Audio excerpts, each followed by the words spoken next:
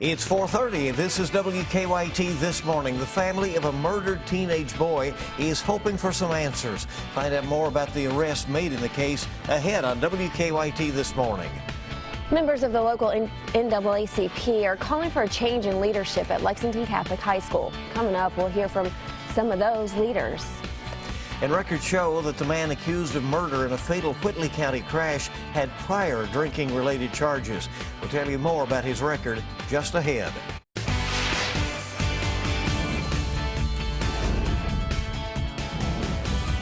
This is WKYT This Morning. Good morning. It is Friday, and we're glad you're on WKYT to start things off on the 15th of April. I'm Bill Bryant. And I'm Michelle Chamberlain. Thanks so much for joining us. And it's Friday, and it's going to be a beautiful weekend. Leads into a lot of things Yes. going on as well, and it is cooperating very, very nicely. Here is meteorologist Micah Harris. Yeah, and things do look good, especially as we head off towards your weekend. Now, your weekend, Saturday and Sunday, there's no chance of rain, zero. But today, what we have to watch out for is a stray shower. There is still that possibility, like we had yesterday in the southern half.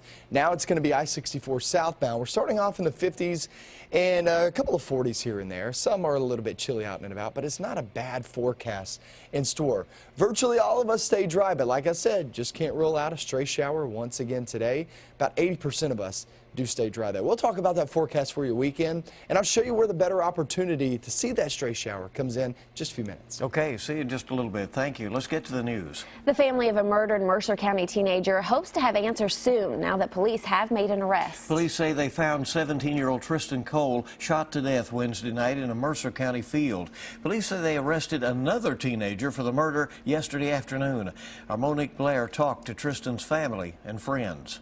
He was a normal 17-year-old boy, and now he's gone. It is a family's worst nightmare. He just left school one day, and now this is what they find. Kentucky State Police say Tristan Cole was robbed and then shot to death, and then left in a field off Deep Creek Road Tuesday night. And then a neighbor found Cole's body on Wednesday night. It's just awful to think that somebody would do something like this to a child, and his life is cut short in the least expected way. Around 4:30 Thursday afternoon, a juvenile was brought here to the Mercer County Sheriff's Office and charged with first-degree robbery and the murder of Tristan Cole. Cole's family tells me although the arrest does not bring him back, it does give them some peace. It is heart relieving to know that somebody's being held accountable for such an awful tragedy. They say Cole was a role model. Nice, kind. But also a kid himself who loved to play football and hunt. He was just a kid, he really loved life. So now Cole's family will focus on the memories. We'd stay up late and we'd sit in the living room and play games. As they try to heal. It's sickening, just heart sickening to think, that you don't know if your child's going to come home. In Mercer County, Monique Blair, WKYT. And Cole's family is asking for help in paying for his funeral expenses. You can find a link to donate on our website, WKYT.com. They're calling for change. Leaders of the Lexington NAACP say something needs to be done at Lexington Catholic High School. This comes after a 14-year-old African-American student said he was harassed and threatened by a classmate over his race. A second African-American student has claimed a white student assaulted him. As Garrett Weimer tells us, the NAACP wants some school leaders to step down. NAACP leaders say it's time for a change at Lexington Catholic High School. Racism has raised its head once again, and it's in our high school, in one of our private schools, Lexington Catholic High School. Now they want the school principal, Sally Stevens, and school president, Dr. Steve Angelucci, to resign. The community's crying out right now, and so we believe that in order to transform that culture, it has to start at the top. That's one thing they say they brought up in their meeting Thursday afternoon with Diocese of Lexington Bishop John Stowe. NAACP leaders say they also talked to the bishop about measures they want to see the school put in place to make it more inclusive.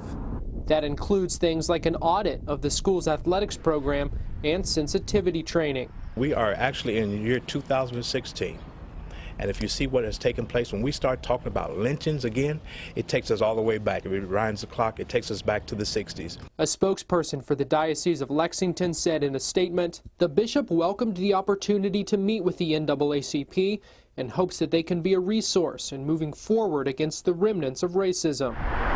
Saunders says he's glad the bishop met with them, but he's not satisfied with his answers. He says they're scheduled to meet again next week. In Lexington, Garrett Weimer, WKYT. We attempted after school hours to reach Lexington Catholic for comment. They did not immediately return our requests. As for the alleged assault, school leaders told us Wednesday it had not been reported to them. Court records show the man accused of hitting and killing another man with his car in Whitley County has faced alcohol-related charges before.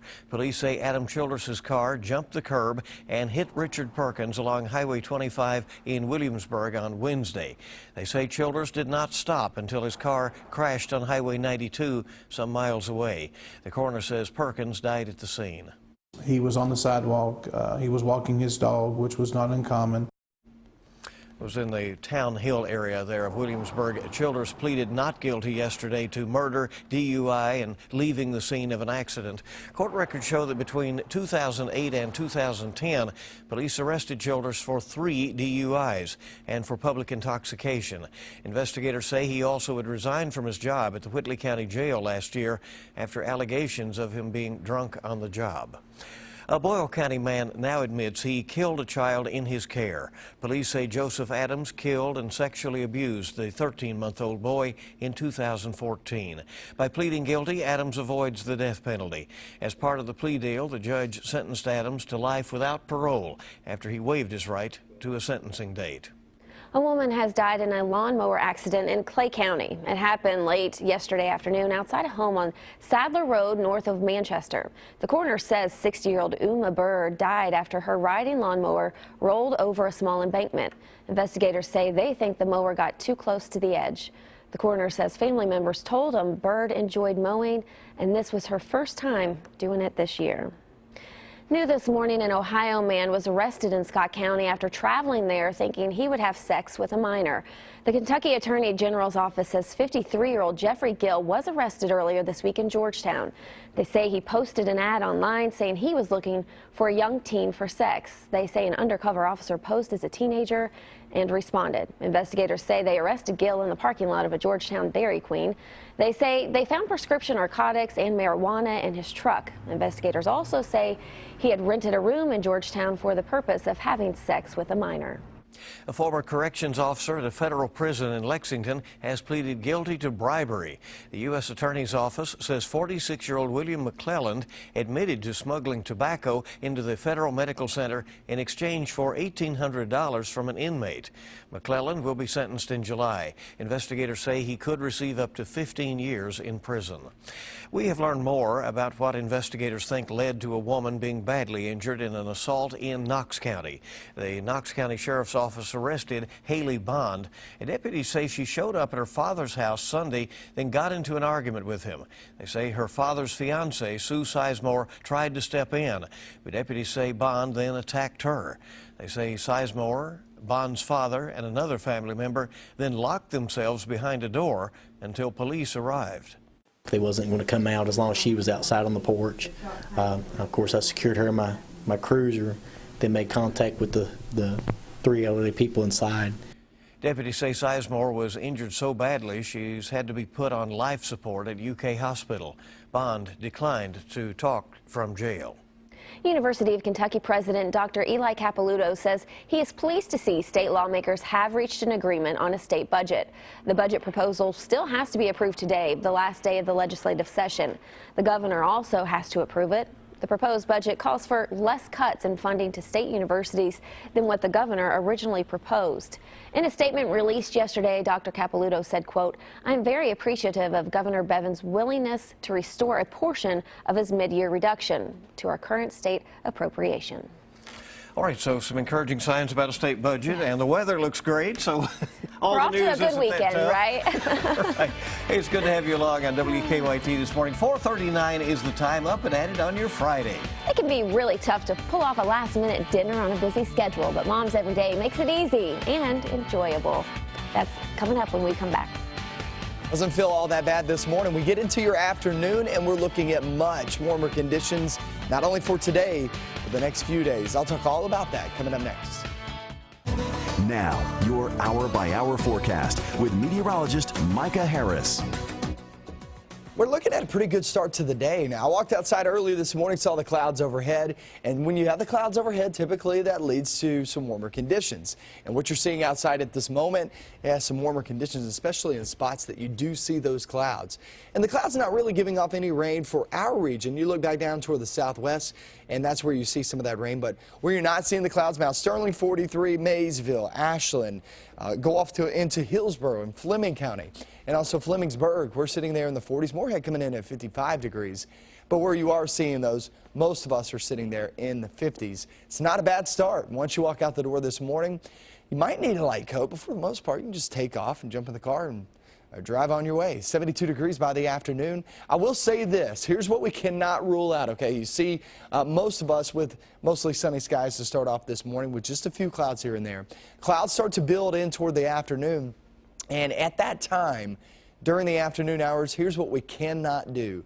We can't rule out a stray shower. And when I say a stray shower, I literally mean 1 or 2 stray showers, boom, and that's it. Okay, this is not some front that's rolling through. This is a very small chance of rain. I just don't want you to be surprised by it. But most of us do stay dry at 72 degrees. A really, really nice day in store. We head off towards your evening. You're heading out to eat. Have any plans later on this evening? We're at 66 degrees there by 8 p.m. That's pretty nice. And then heading off into the night and into tomorrow morning, any 5Ks going on by 8 a.m. You're in the upper 40s to lower 50s. Let's talk about your Keeneland forecast as we have several things going on this weekend.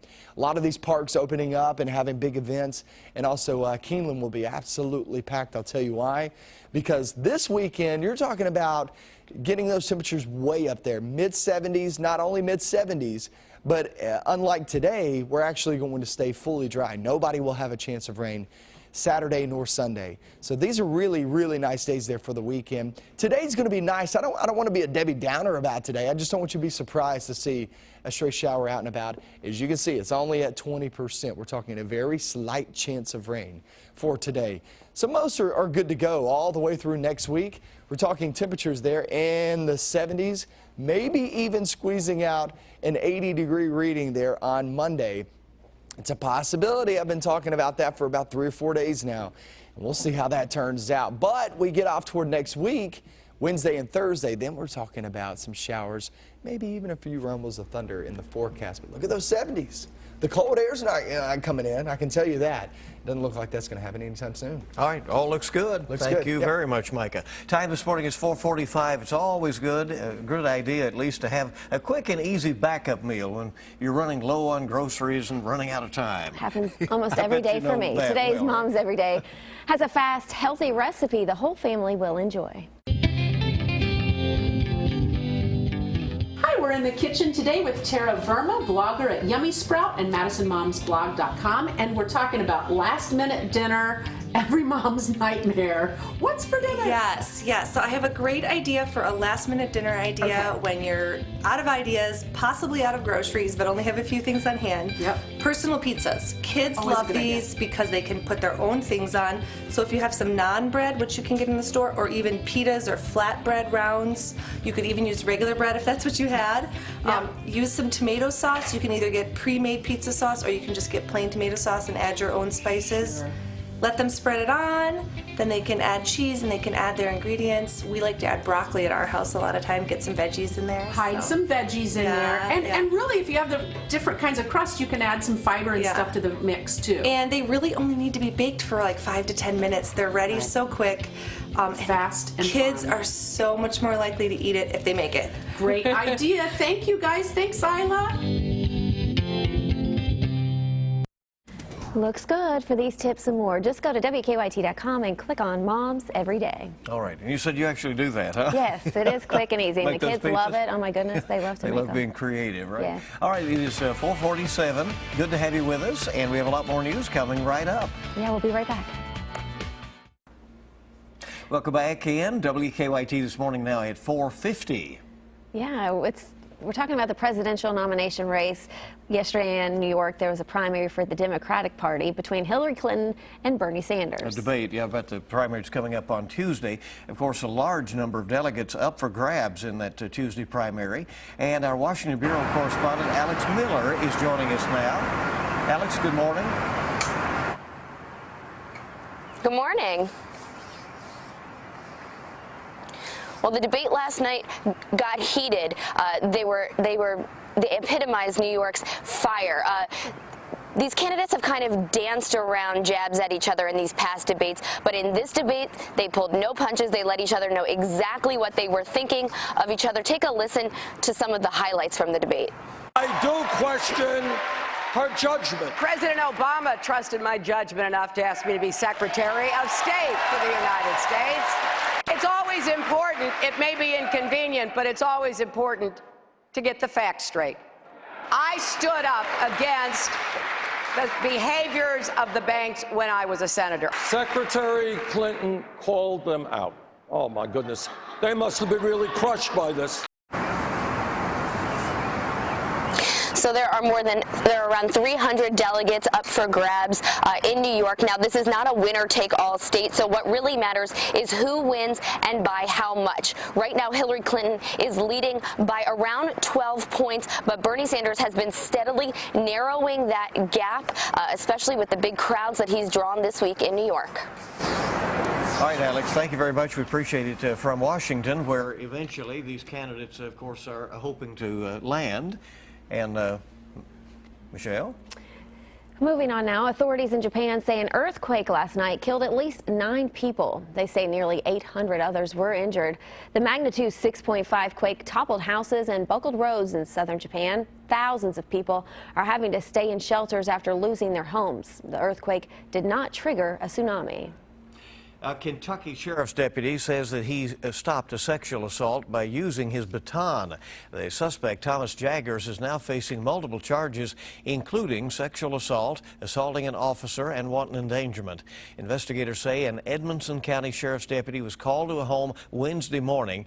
They say when he walked in on Jaggers sexually assaulting the victim and the deputy's orders to stop were not enough. Investigators say the deputy then started hitting Jaggers with his baton to stop the attack.